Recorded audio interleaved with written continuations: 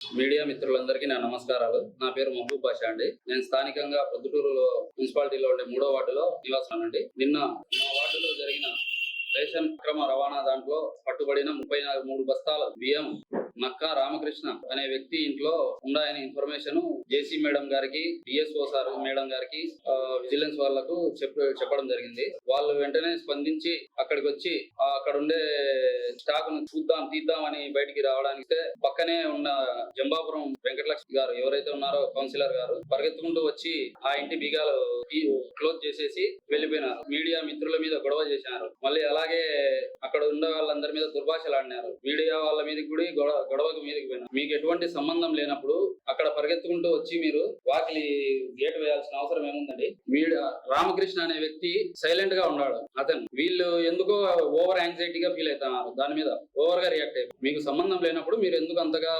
React కావాలి? ఇలా చూస్తే అతను జంబాపురం రామాంజనేయులు రెడ్డి అనే అతను గత 4 సంవత్సరాల నుంచి రేషన్ డీలర్ గా అక్కడే ఉన్నాడు. అతను ఎంత వ్యాపారం చేసినాడో కరోనా టైంలో జగనన్న ఇచ్చిన శనగలు కూడా జల్లి పోసుకొని విత్తనానికని అమ్ముకున్నాడు. 1 కేజీ శనగలకు అర్ధ కేజీ చక్కెర ప్యాకెట్ ఇచ్చి వాళ్ళకు ప్రజలకు మభ్యపెట్టాడు. అలాగే వందలాది మూటల బియ్యాన్ని తరలించాడు. ఇంకొక విషయం ఏమిటంటే కార్డు అతను ఏదో చెప్పినాడు కదా, నేను అందరూ డీలర్లు వైసీపీ వాళ్ళు కార్డులన్నీ గ్యాదర్ చేసుకొని పెంచుకున్నారు, స్ట్రెంత్ పెంచుకున్నారని. ఫస్ట్ ఆఫ్ ఆల్ అతనే మౌలాలి అనే డీలర్ దగ్గర నుండి గవర్నమెంట్ వస్తానే వైసీపీ గవర్నమెంట్ ఆ షాప్ ను తీసుకొని ఇతనికి ఉండేది 350 కార్డులు అయితే అదనంగా 370 కార్డులను 2వ వార్డుకు సంబంధించిన 4వ వార్డుకు సంబంధించిన డీలర్ల దగ్గర నుంచి అంత డీటెయిల్స్ తీసుకొని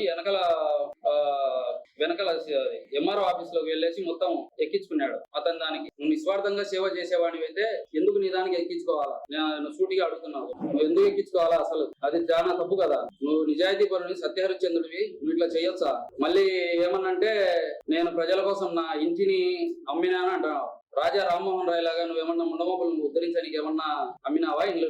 నువ్వు పెన్షన్లు పెట్టిస్తా అని చెప్పి ఒక్కొక్కరి దగ్గర 2000 నుంచి 5000 డబ్బులు తీసుకుని నాకు తెలుసు. రేషన్ కార్డులు తీసుకునింది నాకు తెలుసు. రేషన్ కార్డులకు డబ్బులు తీసుకొని రేషన్ కార్డులు అప్పచెప్పి ఇప్పించింది. BC subsidy loans, SC ST subsidy loans కోసం కూడా వాళ్ళు ప్రజలకు బీద సాద వాళ్ళ అన్ని ప్రూఫ్లు తీసుకొని వాళ్ళ ముఖానికి 5000 10,000 ఇచ్చి మిగతా డబ్బులన్నీ నువ్వు తీసుకున్నావు. ఇది నిజం కాదా?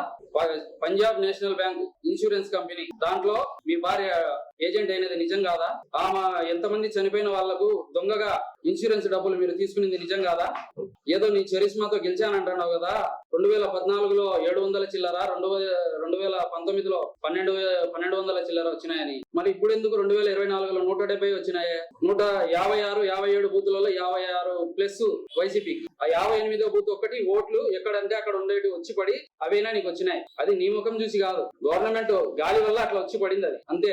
ఏదో నువ్వేదో దగ్గరుండి గెలిపించినట్టు తోచినట్టు చెప్తున్నావు. ఇది ఎంత మటుకు నిజమో చెప్పు. దీనికి నువ్వు మాకు సమాధానం చెప్పాలా? అలాగే చాపాడులో ముస్లిం ఆఫీసర్ మీద ఏసీబీ దాడి చేపిస్తానని చెప్పి అతన్ని బెదిరించింది నిజం కాదా?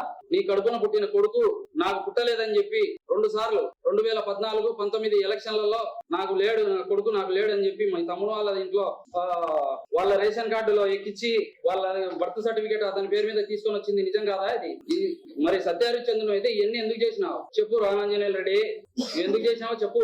కార్డు ఇప్పిస్తా అని చెప్పి రేషన్ కార్డులు డబ్బులు తీసుకున్నావు వీళ్ళ ద్వారా. ఇంకొకటి బీసీ ఎస్సీ ఎస్టీలో ఒకటి మైనర్ వాళ్ళకు ఇప్పిస్తా అని చెప్పేసి వాళ్ళ దగ్గర కూడా నువ్వు డబ్బులు తీసుకొని ప్రయత్నించలేదా? ఇన్సూరెన్స్ వాళ్ళ దగ్గర వాళ్ళు నిన్న నాతో తిరిగే వైసీపీకి సంబంధించిన వ్యక్తులు నా తమ్ముళ్ళు మా ఫాలోయర్స్ ను ఫోన్లు చేసి నువ్వు బెదిరించలేదా మీ వాళ్ళతో? ఇది ఎంత మటుకు నీకు కరెక్టో చెప్పు. నువ్వు కరెక్ట్ అయితే అందరూ కరెక్ట్ గానే ఉంటారు.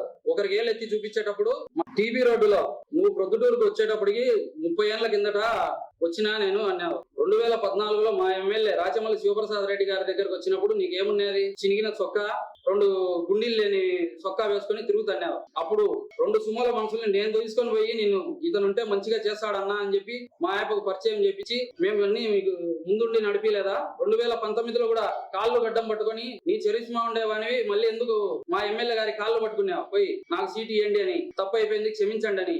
ఎన్నిసార్లు పార్టీ ఓడిపోతే అన్నిసార్లు పక్క పార్టీలకు వెళ్ళడము, పట్టియడము, అక్కడ గబ్బు పట్టియడము, ఇక్కడికి రావడం, ఇక్కడ గబ్బు పట్టియడము, ఇది రోజు రొటీన్ డైలీ ఇదే అయిపోయింది. 2019 ఎలక్షన్లలో రాచమల్లి శివప్రసాద్ రెడ్డి గారు ఎమ్మెల్యేగా కంటెస్ట్ చేసేటప్పుడు డబ్బులు పంచమని నీకు డబ్బులు ఇస్తే స్లిప్పులు బిఎల్ఓ దగ్గర నుండి ఇచ్చుకొని మీ ఇంట్లో వాళ్ళు డబ్బులు తీసుకునింది నిజం కాదా?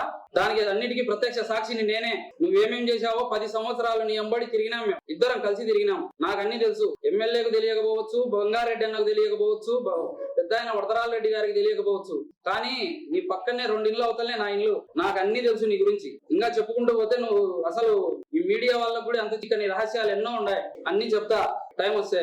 ముఖ్యమైన విషయం ఏమిటంటే పెద్ద ఆయన గారు, మీకు ప్రజలలో అవినీతి పరులు కాదనేసి మంచి పేరు ఉందండి. ఇటువంటి వాళ్ళను మీరు చేర్చుకొని ఇతని వల్ల మీ ఇమేజ్ డ్యామేజ్ అవ్వడం తప్ప, కొన్నాటన్నా మీకు కూడా ఇతని వల్ల మీ ఇమేజ్ డ్యామేజ్ అవుతుంది తప్ప మీకు ఇతని వల్ల ఎటువంటి ప్రయోజనం లేదు, ప్లస్ అస్సలు లేదు. ఇతని వల్ల ఎప్పటికీ మీకు మైనసే. ఇంకొకటి, ఎంఆర్ఓ ఆఫీస్ లో అక్కడ రేషన్ గోడౌన్ దగ్గరికి వెళ్లి బెదిరిస్తానంట. వేస్తే నాకే వేయండి బియ్యము, ఎందుకు ఇది అని. నువ్వు బెదిరిస్తా ప్రజలు మా మీదకి వచ్చి చెప్తాండావా మొత్తము? నువ్వేం చేసినది మాకు తెలియదు అనుకుంటున్నావా? 2-3 సార్లు అబద్ధాలని 2-3 సార్లు చెప్తే నిజం అయిపోతుందా? ఎవరైనా తెలియని వాళ్ళకి చెప్పు, అన్ని తెలిసిన మాకు కాదు చెప్పాల్సింది. నువ్వు చెప్పినావు కదా ప్రమాణం చేతురండి బంగారెడ్డి రాచమల్లు అని చెప్పి. నేను చెప్పిన ఈ అన్ని విషయాల్లో ఏదైనా సరే అబద్ధం ఉంటే నువ్వు వచ్చి ప్రమాణం చేయి. రా కాణిపాకం పోదాం. నేను ముస్లిం అయినా గానీ వస్తా నీకోసం కాణిపాకం. రా, ఎప్పుడు పోదామో చెప్పు. నేను ప్రమాణానికి సిద్ధం. నువ్వు ప్రమాణానికి సిద్ధమా? నేను ఇందాకే వచ్చేటప్పుడు మా ఫ్రెండ్స్ చెప్పినారు ఒక విషయం. కాణిపాకం వరసిద్ధి వినాయకుడు చాలా ఫేమస్, చెప్పి బయటకు వస్తానే చచ్చిపోతారు అని. నువ్వన్నా రావాలా బయటికి, నేనన్నా రావాలా, అంతే. దేవాలయం నుండి బయటకు వచ్చేందుకు నేను అబద్ధం అయితే నాకు తగులుతాది, నువ్వు అబద్ధం అయితే నీకు తగులుతాది. ముందు గురువిందకు తన నల్లది దానికి కనపడదంట. నీ ఎన్నుండాయో నీ అన్ని నాకు తెలుసు. రా ప్రమాణానికి సిద్ధమైతే. నీ ఇమేజ్ కు నీకు మా ఎమ్మెల్యే గారు, మా రాచమల్లి శివప్రసాద్ రెడ్డి గారు, మా బంగారెడ్డి అన్న అవసరం లేదు. రామాంజనేయులు రెడ్డి, నీకు నేను చాలు. మా ద్వారా నువ్వు కౌన్సిలర్ అయినా 2 సార్లు. వాళ్ళు వీళ్ళు వచ్చి కొడతారని చెప్పి భయపడి మా ఇళ్లలో దాచిపెట్టుకున్నప్పుడు తెలీదా? నువ్వు నీ భార్య కొట్లాడి సూసైడ్ చేసుకుంటా అని చెప్పి ముక్తారన్న మిల్లు కాడ పోతాంటే అదే పనిగా పరిగెత్తుకుంటా వచ్చి నేను కాపాడినా. నేను పిలుచుకొని వచ్చిన ఎన్నికి నేను ఇంకొక వ్యక్తి 15 రోజులు నా ఇంట్లో నీకు అన్నం పెట్టినా. ఆ విశ్వాసం కూడా లేదు నీకు. నోటికాడి తిండి తీస్తాడావు, అందరికి ప్రజలకు నోరు కొడతాడావు. నీకు ధనార్జనే తప్ప ప్రజాసేవ యాడుంది చెప్పు. దీంట్లో ఒక్కటన్నా నువ్వు ప్రజాసేవ చేసినావా? ఆ ఇంటికాడ కాయలు ఉంటా, నేను ఎందుకు కాయలు ఉంటావు, మత్స్సులు ఉంటావు కాయలు. వాళ్ళ కాడ నుంచి ఏదన్నా ఒక పావులన్నా 10 రూపాయలు తీసుకుందామని, వాళ్ళకు పావులా ఇచ్చి మనం 30 పావులా తీసుకుందామని. ఇట్లా చేసేటట్టయితే మేము ఎప్పుడో డెవలప్ అయింది. మళ్ళీ ఇంకేమన్నా అంటే మళ్ళీ చెప్తాను, నువ్వు బైపాస్ లో ఇల్లు కట్టుకున్నావు కదా అని. నేను ఎంబీఏ చేసి సాఫ్ట్వేర్ ఉద్యోగం చేస్తాడా. నేను నాకు లోన్ ఇచ్చింది బ్యాంకు. ఆ 25 లక్షలతో నేను బైపాస్ లో ఇల్లు వేసుకున్నా. మా ఆయన 20 సంవత్సరాలు సౌదీకి పోయి కష్టపడి సంపాదించిన లెక్క అది. నీలాగా ఊరికే వచ్చే లెక్క కాదు మాది. ఏదో పింక్ డైమండ్, ఎల్లో డైమండ్ అన్నావు కదా. ఇప్పుడు ఎట్లా సంపాదించినావు నువ్వు?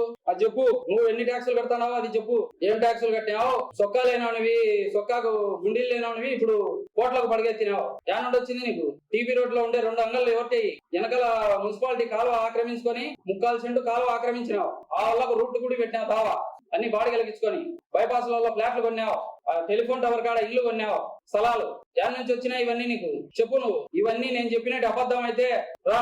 నువ్వు సత్య హరిశ్చంద్రుని అయితే రా, పోదాం. వెంటనే ఎప్పుడు పోదామో చెప్పు. కాణిపాకంకు అయినా సరే, మా మసీదుకైనా సరే, చర్చికైనా సరే, ఎక్కడికైనా నేను సిద్ధం. ప్రమాణం చేయడానికి నువ్వు సిద్ధమైతే రా, పోదాం.